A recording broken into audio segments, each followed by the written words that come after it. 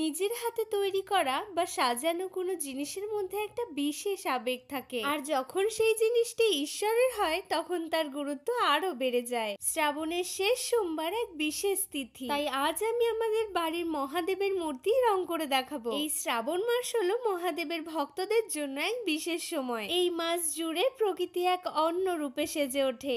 মেঘে ঢাকা আকাশ, ঝিরিঝিরি বৃষ্টি আর চারপাশে সবুজ যেন বেশ শান্ত ও সৌম্য রূপের কথাই মনে করিয়ে দেয়। শিব ঠাকুর হলেন ধ্বংস ও সৃষ্টির দেবতা। তিনি যেমন প্রলয়ের রূপ ধারণ করেন, তেমনি আবার তিনি হলেন সৃষ্টির আদি উৎস। এই মাসের প্রতিটা সোমবারে শিবের মাথায় জল ঢালার মাধ্যমে ভক্তরা তাদের মনের ইচ্ছা পূরণ করতে চান। তাই আমরা দুই বোন মিলে আমাদের এই মহাদেবের মূর্তি রং করে শ্রাবণ মাসের এই শেষ সোমবারে শিবের আরাধনা করব। শ্রাবণের এই পবিত্র সোমবারে মহাদেবের আশীর্বাদে সবার জীবন যেন আনন্দ আর শান্তিতে ভরে ওঠে।